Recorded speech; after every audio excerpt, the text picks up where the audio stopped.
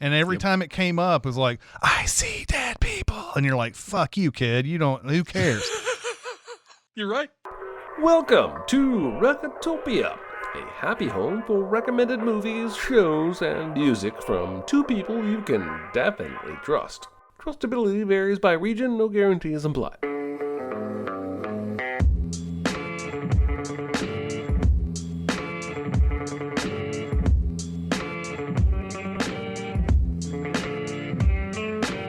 Now, here are your hosts, Chris Atkinson and Jeremy Scott.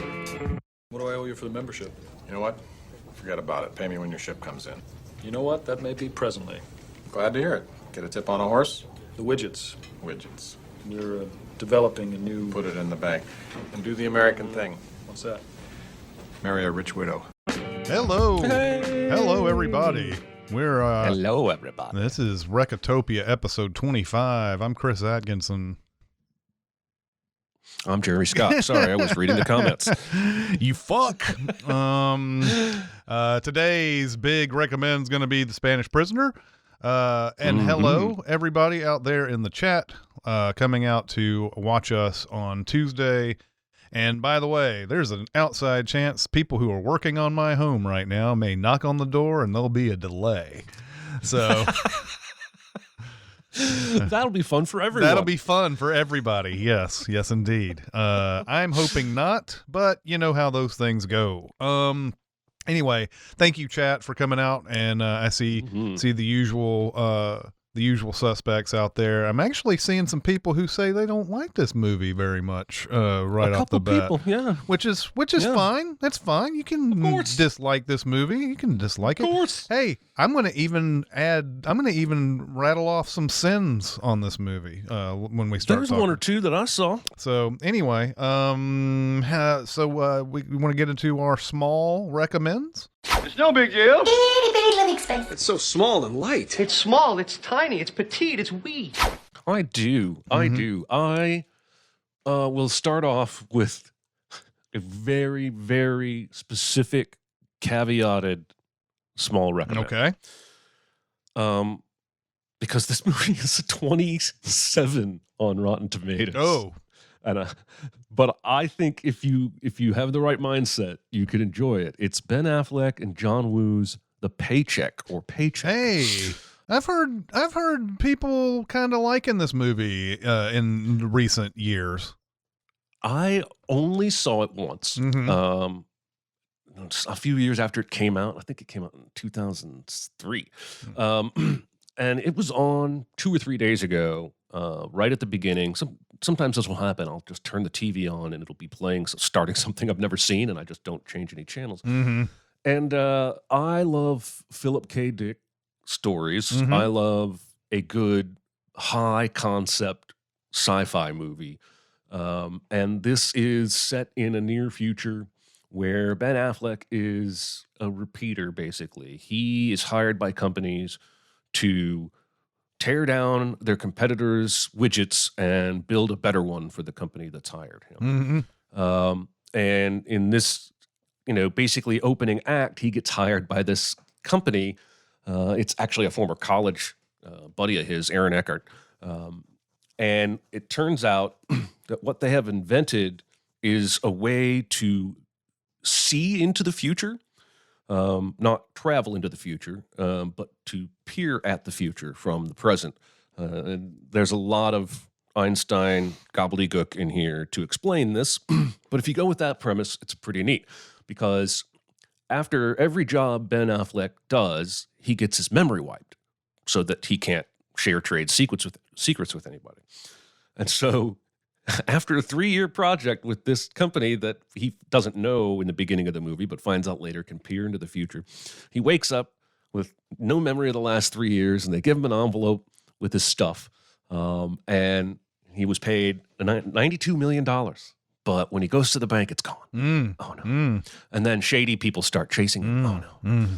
And there's an Uma Thurman. And there's a Paul Giamatti, who's his buddy. And essentially, the envelope, he doesn't recognize any of the items in the envelope. But slowly, bit by bit, he starts to realize he put those in there himself after viewing his own future with the machine.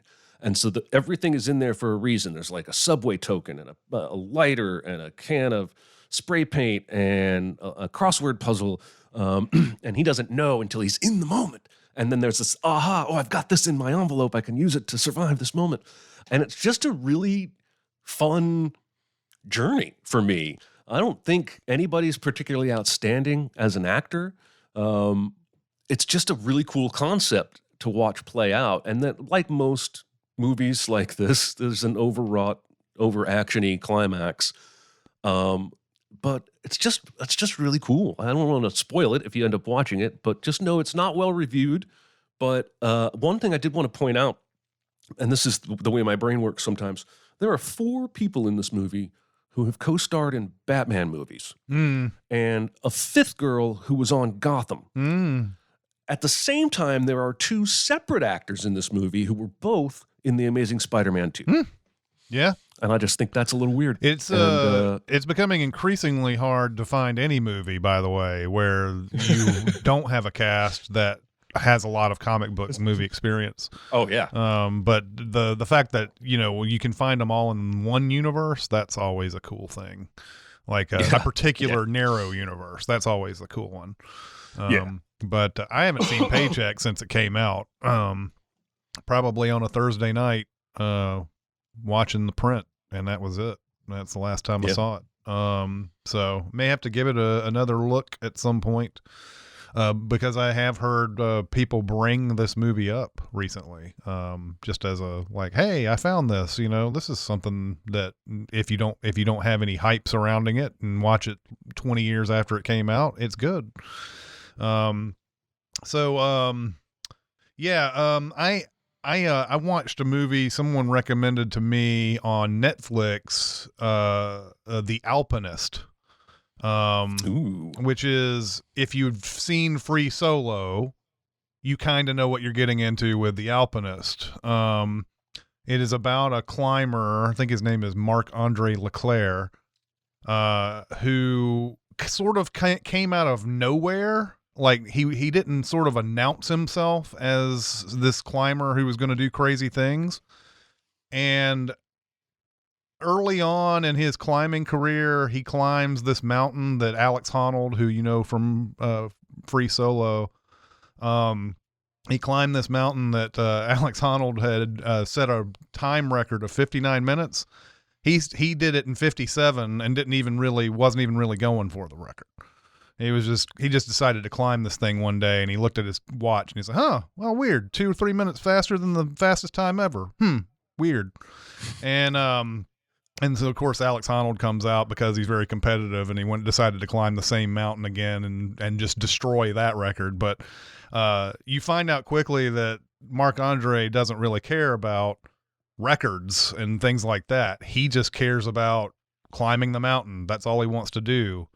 The thing that makes him extremely, you can't really be extremely unique, right? You can only be unique.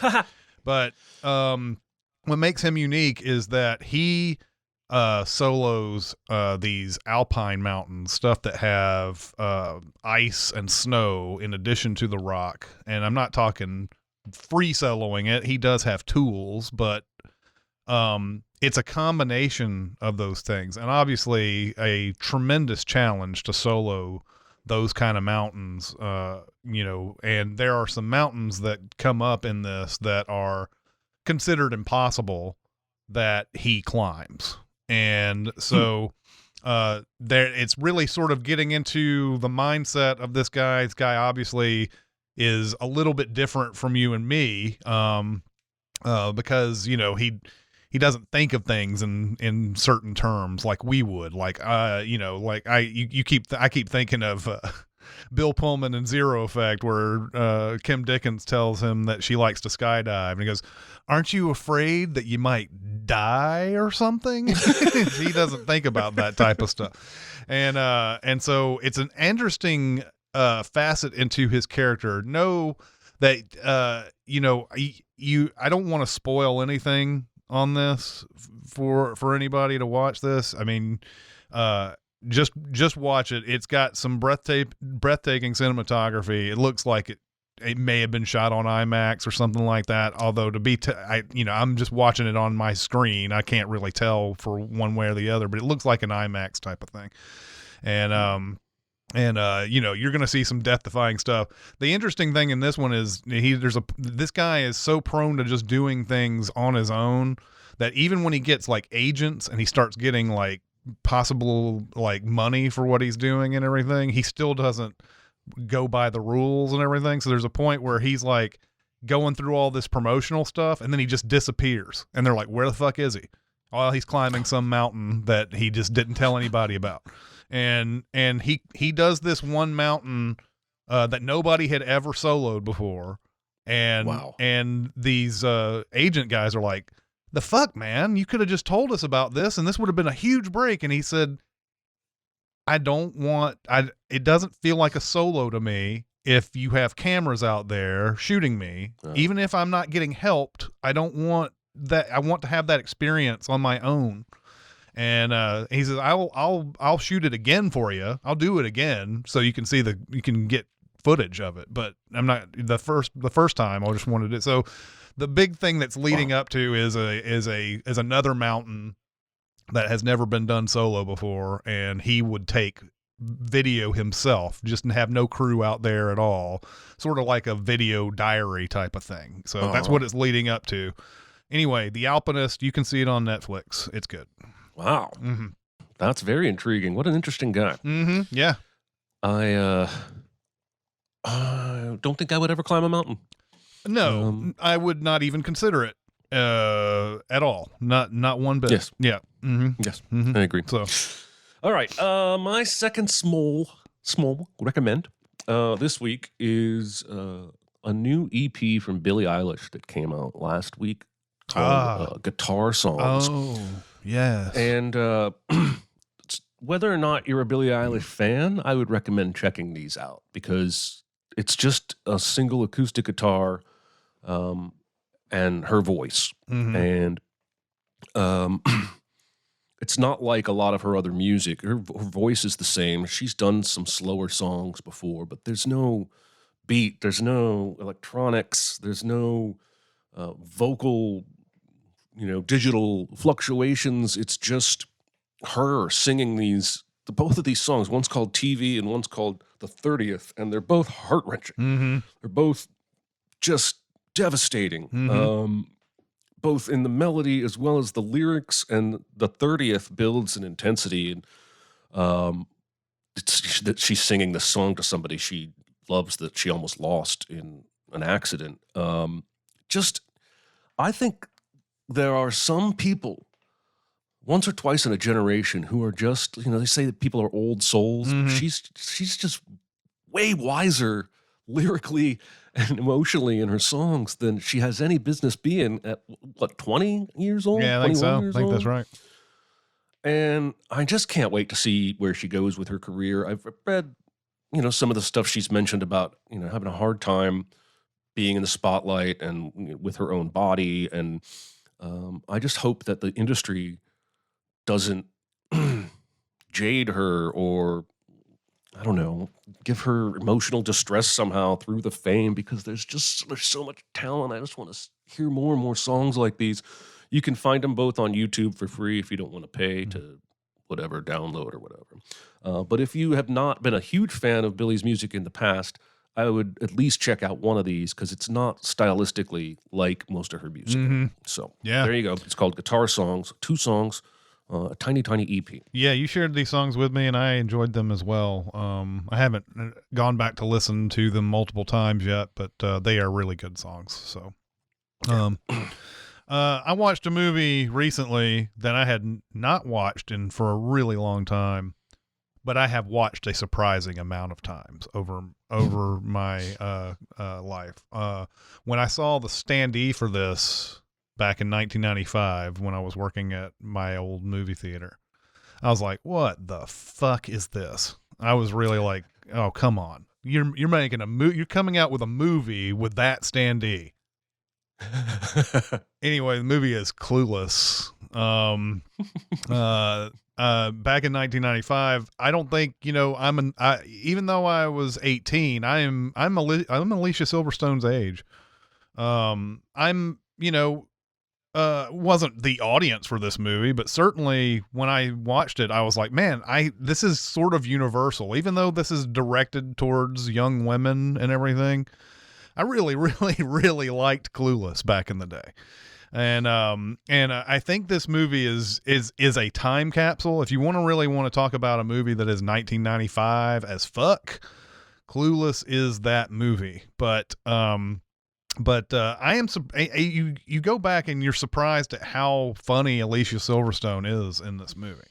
Like, she was known for being in Aerosmith videos at this point. Yeah. That was what she was known for. She was eye candy in Aerosmith videos. And then she does this and she carries it so well. Like, it's a kind of amazing she didn't like really blow up after this. Like, she became a producer and she did Excess Baggage and all that. That was a misfire. And then she was in Batman and Robin, and that doesn't help out either. And then before you know it, she's playing a side character in Scooby-Doo, and that's just how things go with these type of things. But I just find this movie hilarious, and maybe it's not in these days. I don't know if any of you born past 1995 watch this. Do you find it funny? I don't know, but really enjoyed going back to watch it. But like it's just about it's basically Jane Austen's Emma,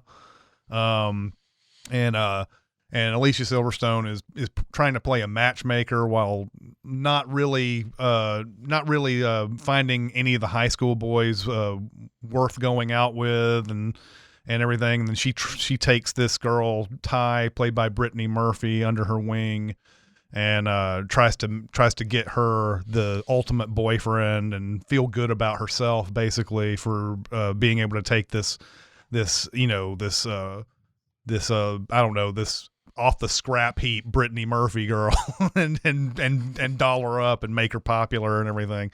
And as she goes through this, she starts realizing that she needs to do more for her life and do more for other people and not worry about herself so much. It's got, it's got a good message, and it's funny, and it's got Paul Rudd in it, and it's got, Donald Faison in it, and it's and Stacey Dash before she was problematic, and those type of things. It's a fun movie. So anyway, Clueless. Yeah, it is. Yeah, Clueless. Mm-hmm. Mm-hmm. What year did that come out? 1995.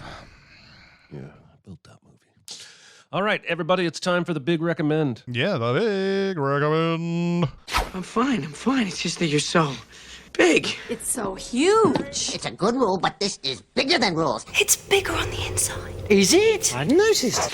This week's big recommend is The Spanish Prisoner, starring Campbell Scott and Steve Martin, Ricky Jay, and Rebecca Pidgeon, along with a few other people. Ed O'Neill pops up for a minute. And this is David Mamet at his Mammotiest. Mm-hmm. And my suspicion on the couple people in the chat who weren't super big on this film is that they might not be big Mamet fans in general. Because State and Maine is really the outlier for Mamet. I mean, it's talky, but Mamet likes heisty, twisty, powerful, working over the powerless kind of stories, like Glengarry Glen Ross and Heist later. Mm-hmm. So out of the gate, I want to tell you, I don't think this movie is taking place in 100% reality. Mm-hmm.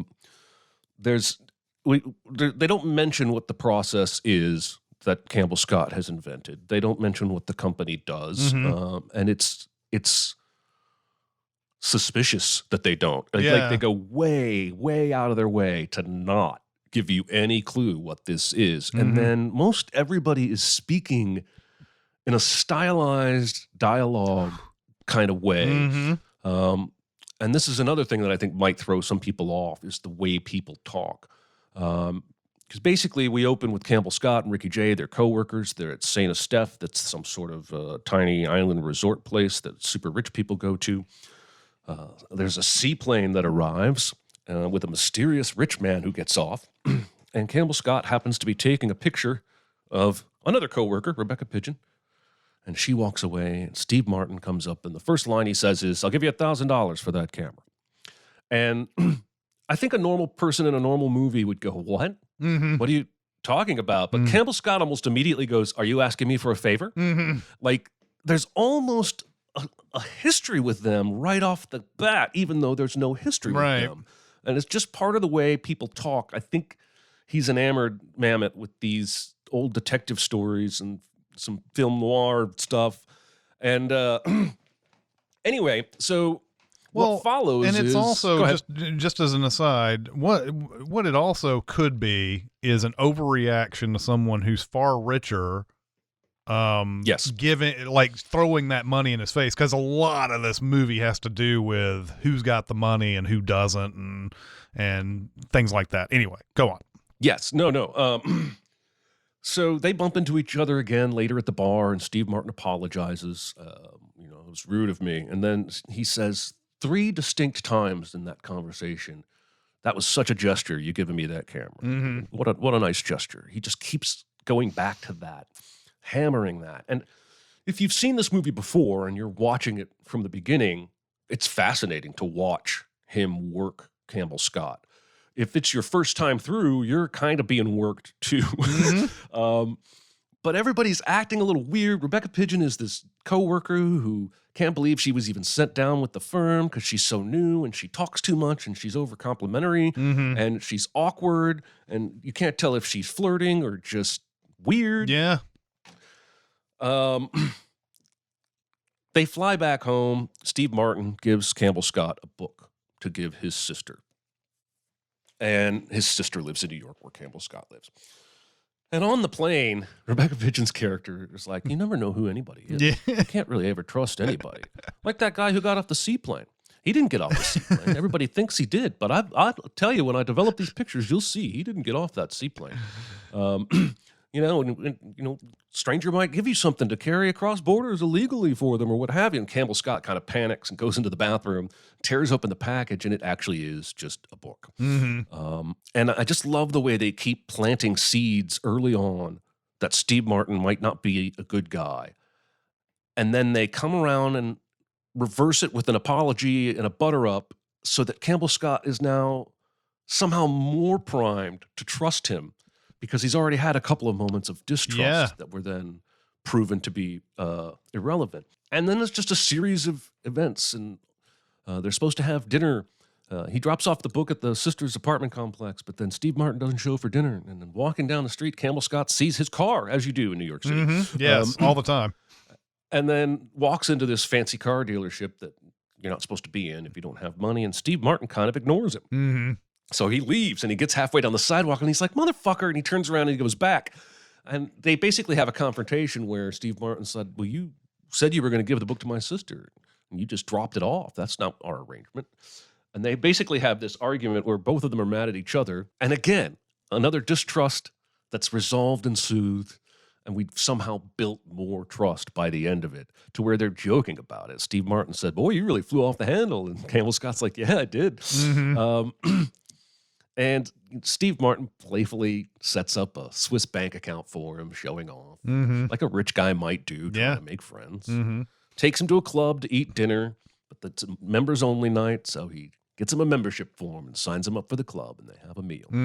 And I love that we don't see the meal. I love that we don't see anything they talked about at that meal. It just skips to the end of it when they're getting ready to go home. Yeah. And basically, everything's going fine for everybody until Campbell Scott decides to do a nice gesture for Steve Martin's sister, who he has yet to meet and who has been sick.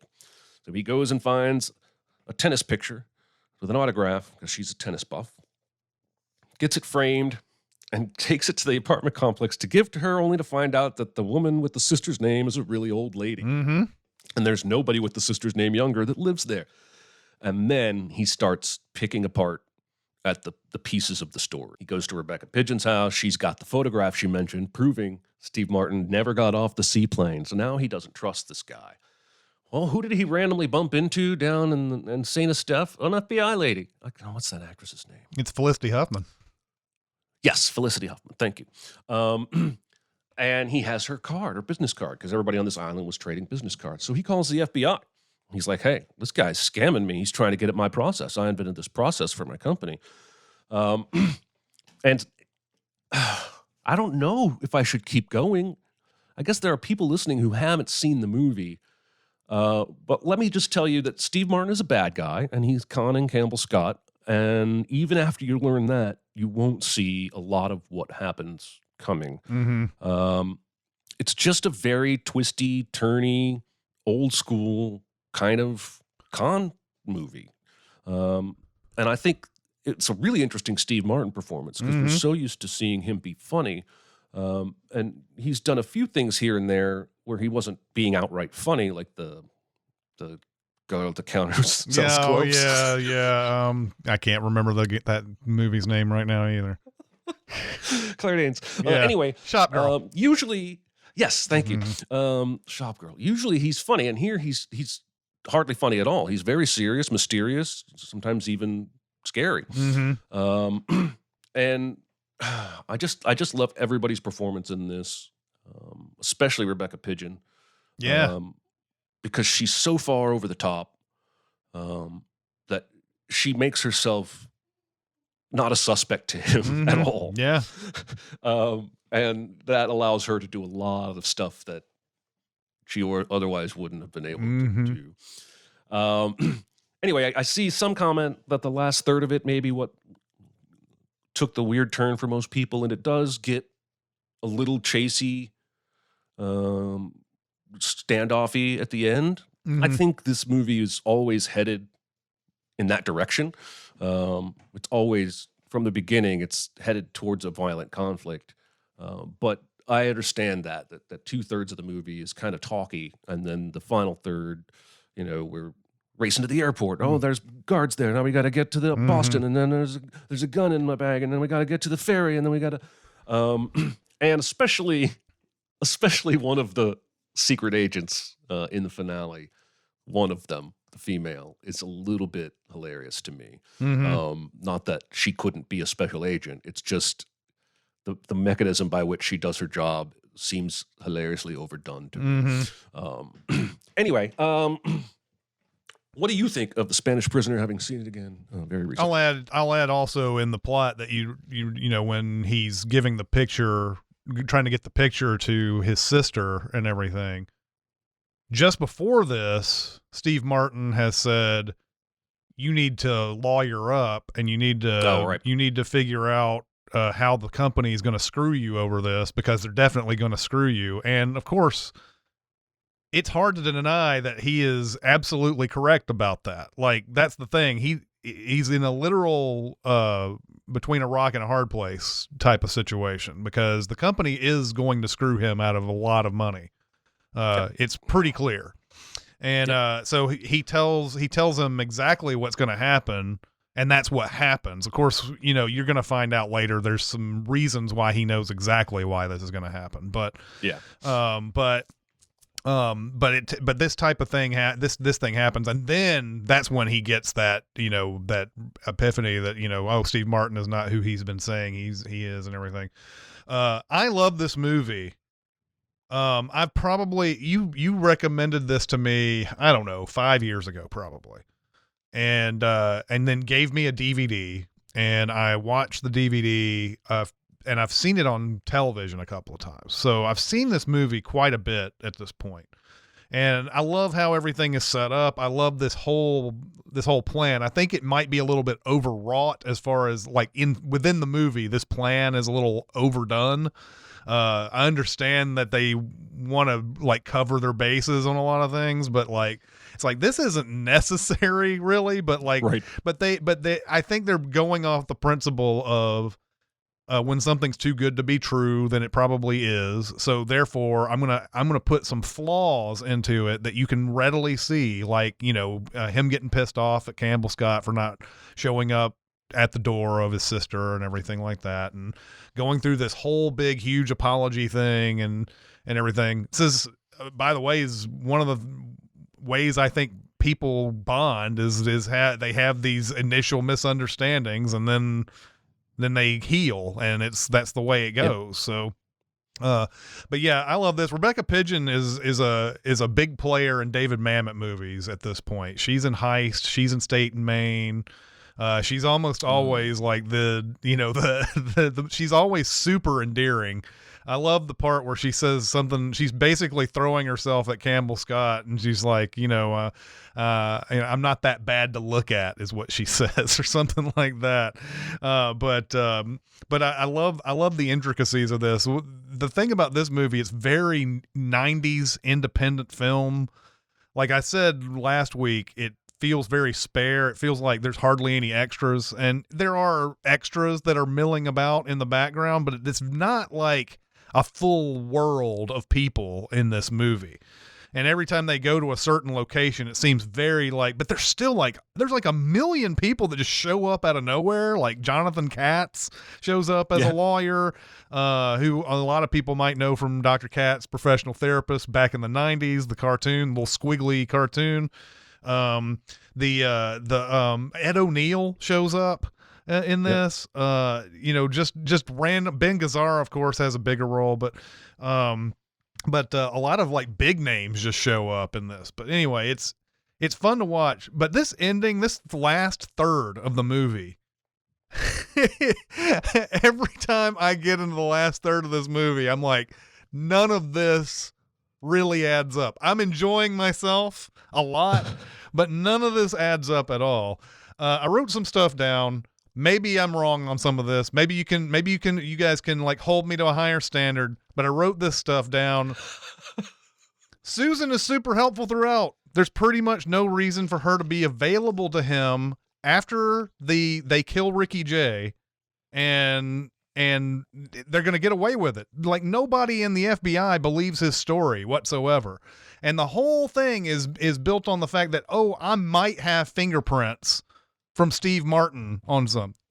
And they don't really know whether or not he's got something with his fingerprints. But even if they do, I don't know what they're hoping to prove with whatever they have his fingerprints with. Like, if they find the book and they find Steve Martin's fingerprints, what does that mean? That he conned Campbell Scott out of the process? Is that what that's supposed to mean? So I never understood why she's so helpful to him. I think it's a movie convention where you're supposed to be like, he found his out. She's going to help him out with this. And like, she does a lot of things that make no sense here. Like, she thinks of going to Boston because a truck with Boston coffee shows up around. Now she's apparently already going to Boston. I'm assuming she's already going, but the fact that this truck just comes up unless it's one of them, and it's supposed to be like something where like, because it does kind of like you do see that truck kind of like skid a little bit. Maybe like Felicity Huffman's in that truck. I don't know. Very weird. I don't even understand why she helps him get away from the airport in New York. Yeah. Like she comes up with she starts yelling at him like they're having some kind of marital spat. Right. And the cop gets so awkward, he lets him go. But if she lets Campbell Scott get out of the car, he's going to get arrested and then charged with the murder of Ricky Jay because his fingerprints are all over the knife. And what is their goal there? Because at the very, very end, they're trying to shoot him. But they framed him for the murder. Then after that, they put a gun in the handbag thing to try and get him busted at the airport. Yeah. I'm like, do you want him arrested or do you want him dead? Yeah. I don't understand. Yeah. So I'm with you there. I'm having a good time at the end, but it does, and especially the super secret agents at the end. I don't know how they're in place. Well, I'm getting there. I've got plenty more. Sorry. She encourages him to buy that shamrock that just happens to have a microphone on it. Susan does. Remember this, that he buys that little shamrock thing and it has a microphone on it, and she's the one who told him to buy it. Yes. I don't get that at all, unless she's a double agent, and that was part of the reason why she's... Why do they even have somebody at the Boston airport handing out microphones? Right, exactly. So then, so the child weirdly drops a book. The mom's super focused on scolding him about the fingerprints he's leaving on the book, which gives Joe the idea about Jimmy touching the tennis book. I wrote down that line of dialogue too. It's way heavy-handed. Yes. She goes, "Look what you've done. You tore your book and got fingerprints all over your book. You got fingerprints all over your book." Yeah, just like Steve Martin did with that tennis book. And so he leaves, but we've talked about the gun in the bag. Apparently he can't feel the heft of that bag with a gun in it, but he leaves before the metal detector shows the gun, which prevents him from being arrested. But he leaves a millisecond before the gun shows up on the x-ray, and it's like, oh, they just let that guy go? He made a big deal about helping that woman with her child go through the metal detector, and they're not going after him once there's a gun. And then the shuttle to the boat is a complete surprise, but the marshals are on it. The U.S. Marshals are on that shuttle. I was going to say, they're already on there when he gets on, yes, right? Yes. I don't understand already how that on happens.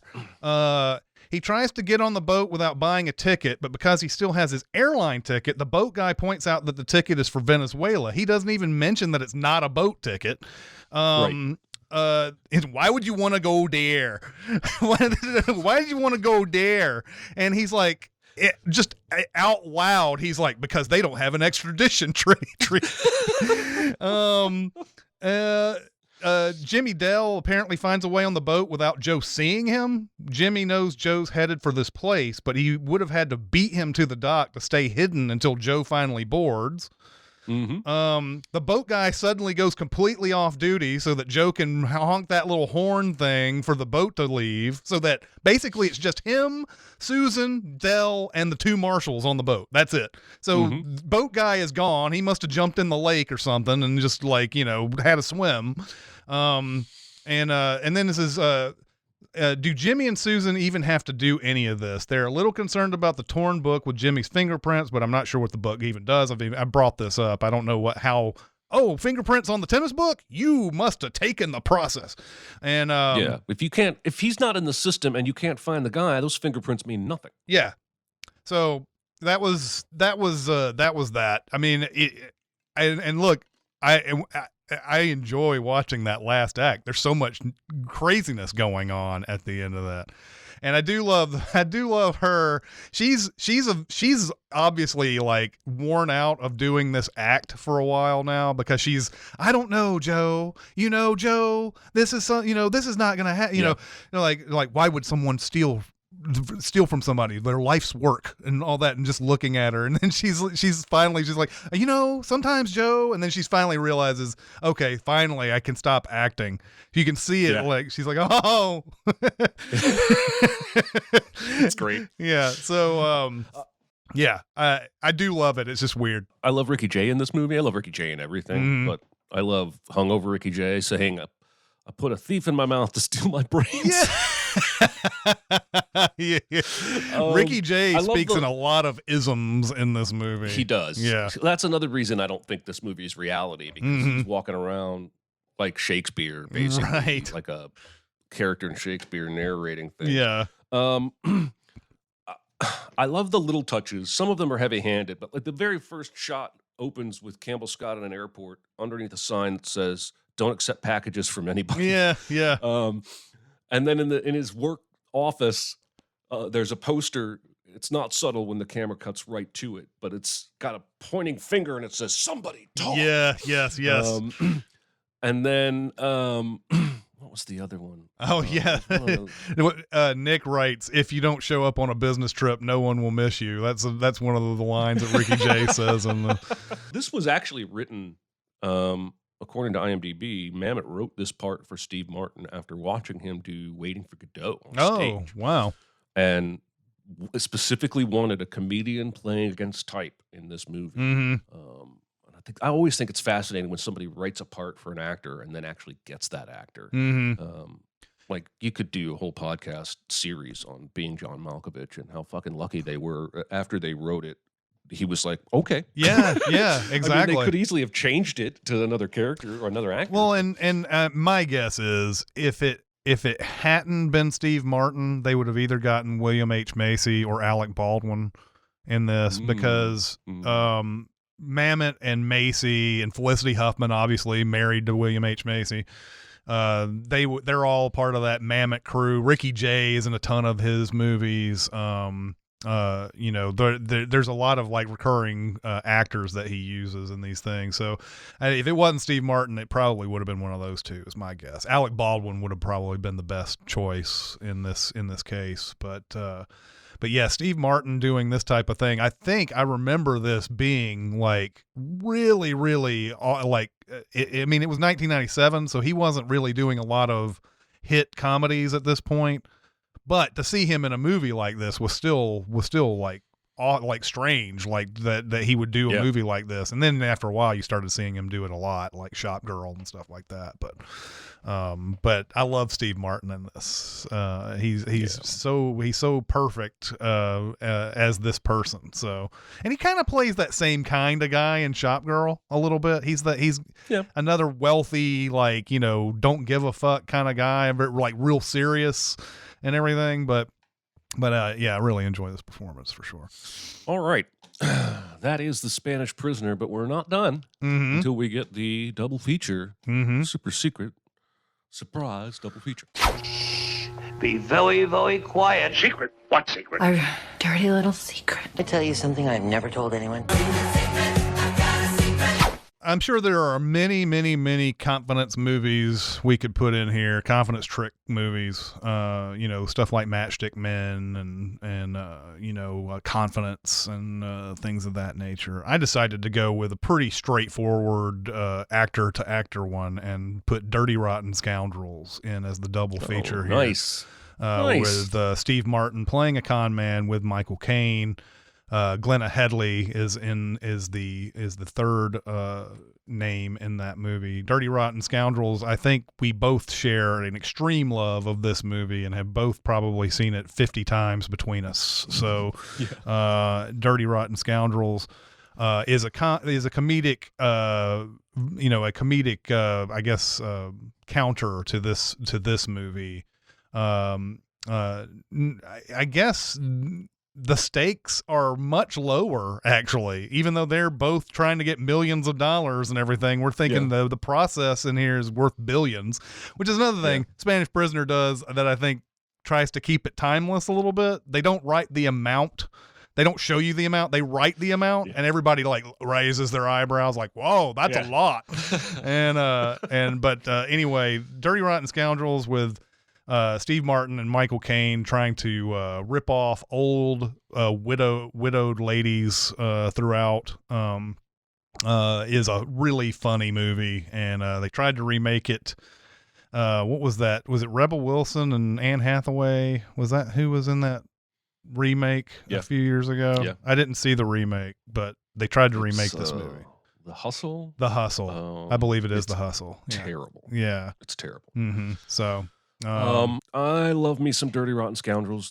I think Rupert is my favorite Steve Martin character in the history of his filmography. Yes. I spent years quoting Oklahoma, or the dinner table. May I use the restroom? Yeah. Thank you. Mother? Not mother? Not mother? Good call. All right. Also on Chris's docket this week is your homework for next week's episode. Yes. So the homework for next week is a movie that I was going to say 2 weeks ago before I went and did an audible and said Blowout. But I'm going to do The Lives of Others for next week, which is a movie I don't think Jeremy has seen yet. I am not. Soon to become one of your favorites, I'm sure. I believe you. The Lives of Others is an outstanding movie. I've seen this 3 times over the years. I don't think I saw it in theaters, but this is a German film set in the 80s, and it's really, really good. This is a movie that's so good. It's so engrossing all the way throughout, and then it's got like a last 10 to 15 minutes that just makes it all even more good, even more gooder, even more better. That's right. So I can't wait till you see this. I can't wait till some of you who have never seen this movie before see it for the first time.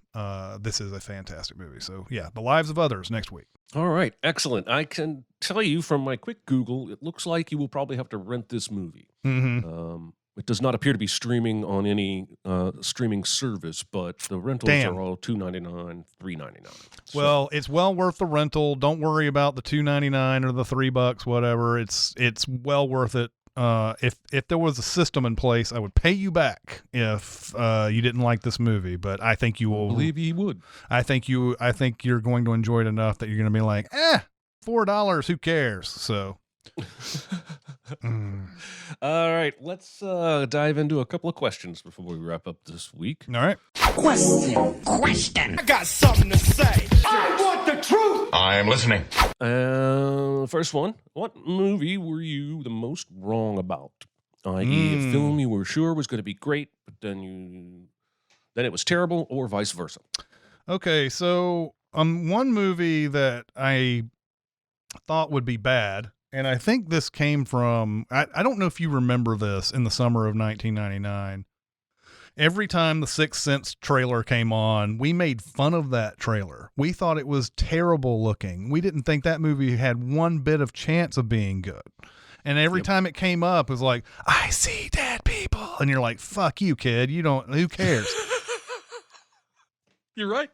And I remember we only got 2 prints of that, which in 1999 was still like a low amount for a movie that's supposed to be a blockbuster.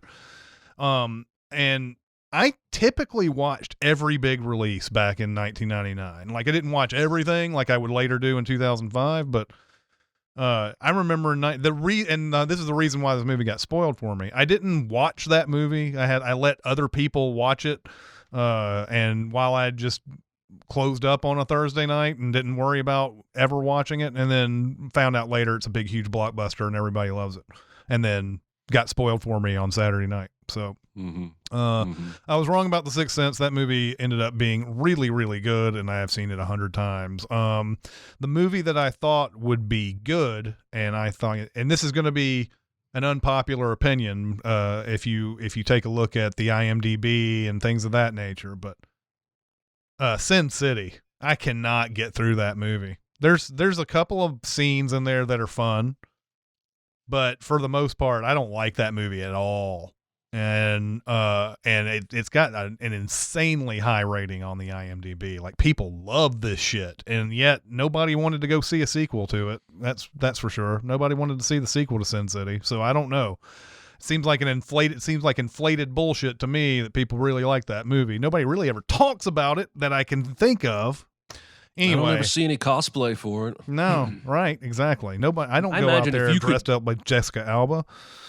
If you could make yourself look like Ethan Hawke's, Elijah Wood's character, that would be a cool cosplay. But would anyone even get who you were? Right. Nobody would get it. I famously did not think The Matrix was going to be good. I laughed and laughed at that trailer, but also in 1999. But I've said that one before. I definitely didn't think the Lego movie was going to be any good.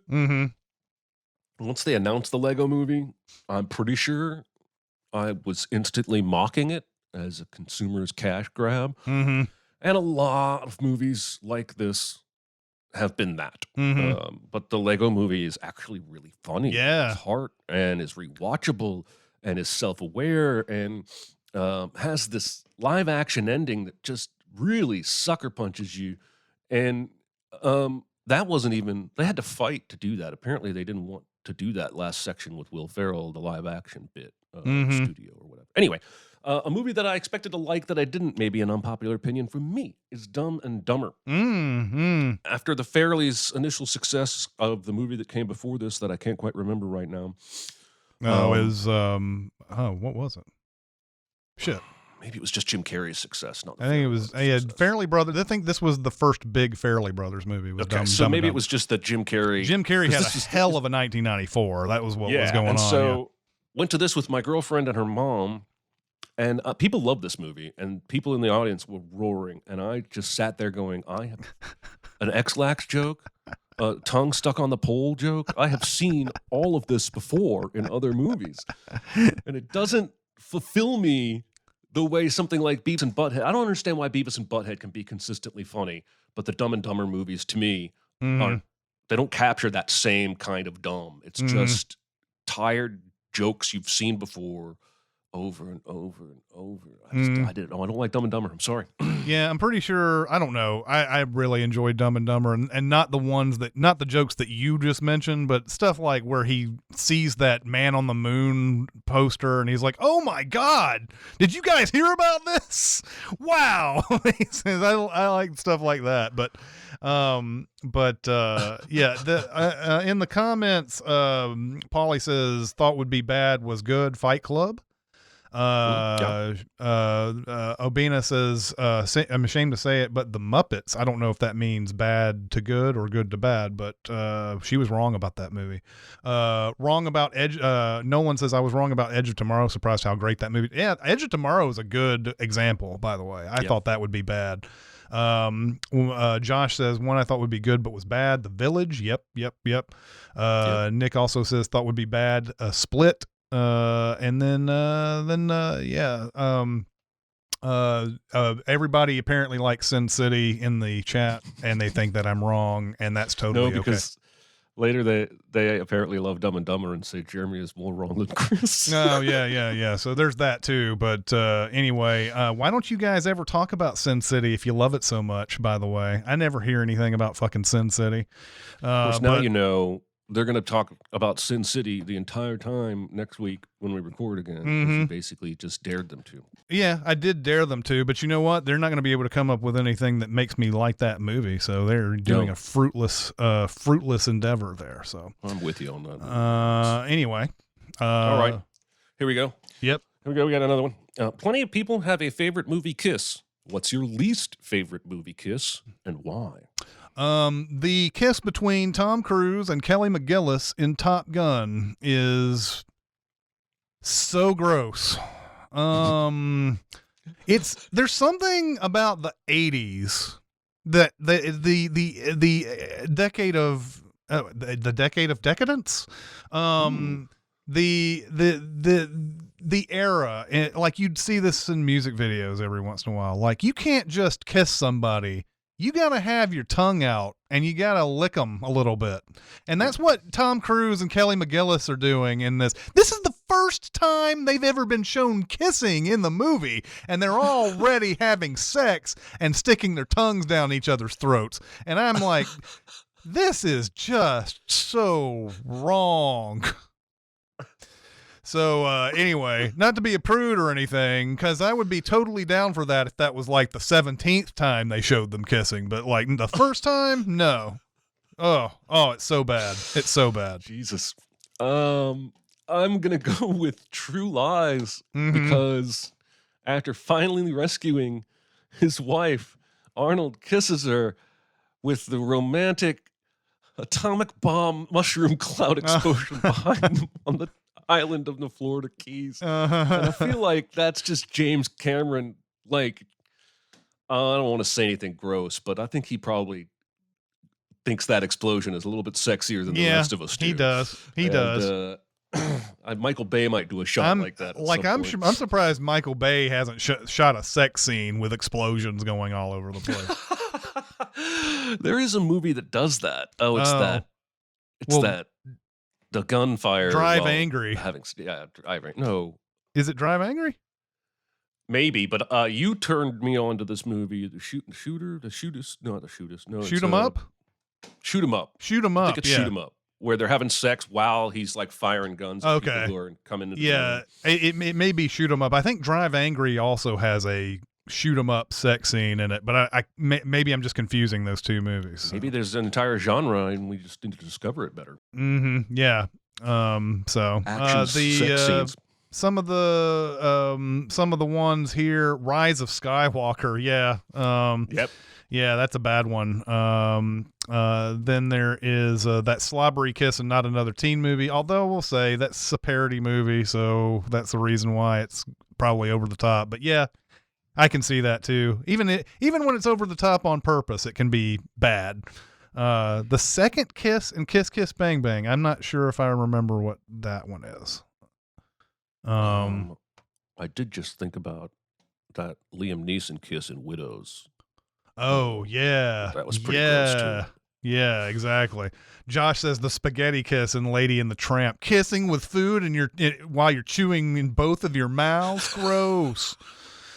Yeah, so good stuff. You want to do one more? Yeah, let's do one more. What are some real world locations, sites that you would go to visit just because it's in a movie that you love?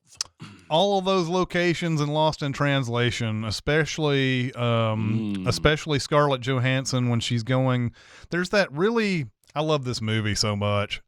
There's that scene where I think it's the band Air is playing a song. It's one of these instrumentals or whatever, but she's going across these little stepping stones and it's like doom doom doom doom doom doom doom doom. She's just kind of walking over, and there's just a whole like basic travelogue section of that movie where she's going to all these different temples and everything, and I really want to be in that place where she's going over the stepping stones and everything. I think that's just a really cool looking place. Very so I cool. would visit that just because it was in the movie. I don't know if I've ever gone out of my way to visit a spot that's been in a movie other than the Griffith Observatory, which is right next to the Hollywood sign. And when you and I went there for the first time, I mean, it's been in a million movies, but I remembered it most from Transformers. Because after the Autobots all fall to the Earth, they somehow meet at the Griffith Observatory, as you do. And that's a really cool place. Of course, then later La La Land came out, and we went back again after that, and it had a new kind of cool meaning. But I do this all the time when I'm watching TV or a movie with my wife, and I see a location that I've been to, like in the town when they go to Fenway Park. I always go, I've been there. I've been there. Yeah. And there's just surprisingly a lot of places that I've been that have been filmed, but most of them have been filmed multiple times, like the Washington Monument or what have you. But we did see that circular parking garage in Chicago that they supposedly shot that Dark Knight opening scene in, where he jumps down onto the van. That was pretty cool. It was a parking garage, but it was cool. Yeah. That's weird. Absolutely. In the chat, all the places in New Zealand for Lord of the Rings. I mean, Lord of the Rings obviously is New Zealand's own travel advertisement. There's Hot Fuzz. Want to visit that London town? Matt's cast. Oh, that would be neat. It's like one of these days. Slab says one of these days I'm going to drive the 90 minutes down to Sackasuds from My Cousin Vinny. Nice. Let's see, Midway Theater. Josh says Midway Theater in my hometown where Robert Redford filmed the scene in The Old Man and the Gun. Oh, and World's End, so I can do the Golden Mile, says Apathy. Nice. So yeah, the Golden, that'd be pretty awesome to do to retrace that for sure. But anyway, I think that's our show. Our show. And scene. Yes. Next week is The Lives of Others. And I hope you guys enjoy it as much as I do. I think it'll be for some of you, your first experience. I can't wait till I hear what you say about this. But that's going to do it for this episode of Recotopia. See ya. Thanks for coming out, everybody. We'll see you next week. Be a part of the live show by being a member of the Sin Club at Patreon at patreon.com/cinemasins. Chat with us on the Cinemasins Discord at discord.gg/cinemasins or Cinemasins Twitter at Cinemasins, and email any comments or questions to recotopia@cinemasins.com. That's RECOTOPIA at cinemasins.com.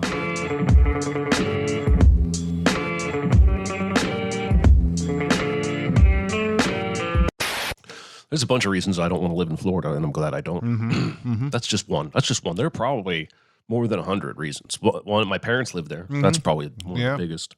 Gators.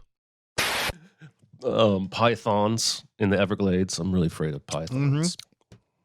It reminds me of there's a line in Fantastic Mr. Fox that I think I've always found funny, but I've never really found it as funny as I did the other day when I was looking for clips. And it's during that scene where they're talking to the wolf or whatever, and he's trying to get the wolf to say something to him about like if he think it's going to be a harsh winter or whatever the hell it is that he's going through, all that stuff. And there's this long pause, and and he goes, "I have a phobia of wolves."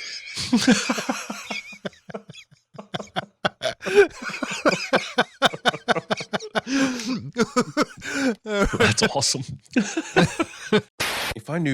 Once I learn how to work this board that I have, like where I can hit like a rim shot, I can program those buttons.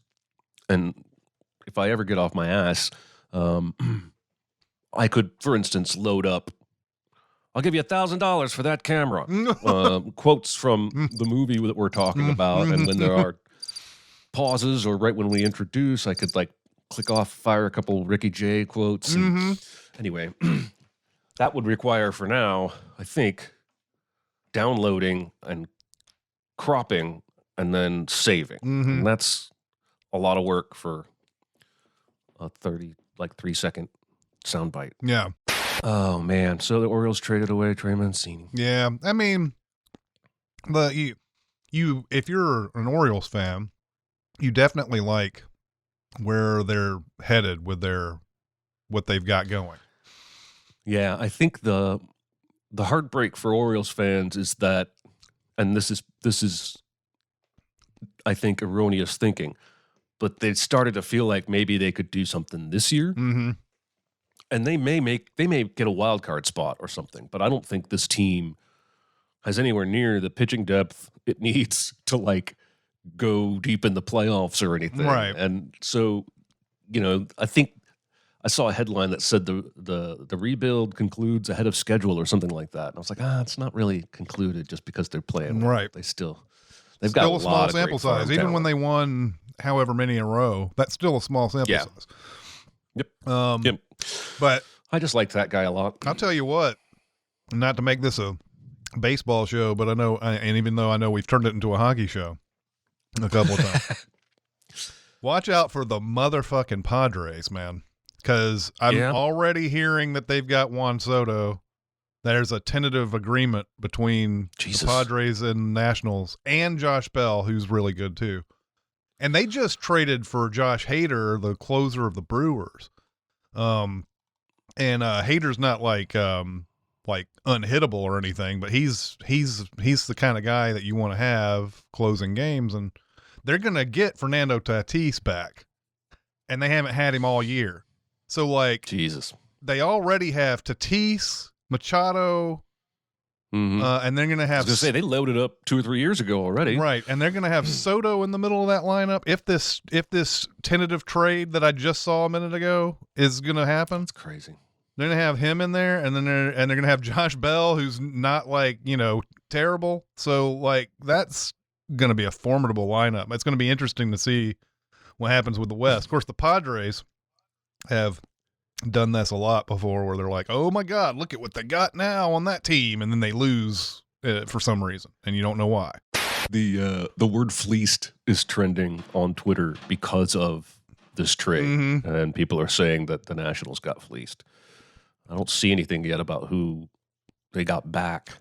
Well, and they did this. This is what's terrible about the Nationals. They did this last year when they gave Max Scherzer and Trey Turner to the Dodgers for nothing, basically nothing. And if you're a team, I don't understand where this mentality comes from. They didn't have to trade Juan Soto. They didn't have to. So if they didn't get a good return on this, that's a little upsetting. I would be really upset if I was a Nationals fan. Is your cat trying to open the door? Yeah, I gotta have to. Which reminds me, I have that weird I don't know, situation where I don't want my cats to be wandering around freely while there are people working on things in the house. Even though the chances of them just running out a door are very, very low, I don't want that to be a possibility. And so for a while, they were all outside, and they were fine being outside. And then they wanted to come in, and I was like, okay, well, if you're going to come in, I'm going to have to lock you behind my bedroom door. I can't just let you wander around, and I'm fully expecting during this podcast to hear wow, wow. Yeah, you really don't control cats. You can only hope to contain them. Yeah, it's pretty much the same. Yeah, exactly. I think Dan Patrick used to say that. He but did. I think he was quoting somebody else. Well, he used to, and I'm trying to remember. Yeah, I think that was that was him for sure on SportsCenter. That was the main guy who did that. I don't know if he was quoting anybody or not. I used to watch SportsCenter all the time. Like, all the time. I would watch the different versions of SportsCenter. This was back in the 90s. Oh, wow. This is back in the 90s. And then I quit because each new personality who would come in would always try to be that, they tried to do that, their thing with their catchphrase. And it was so obvious what they were trying to do per broadcast that it got watered down. And I just got tired of hearing people trying to come up with their new, witty SportsCenter catchphrase. Yeah.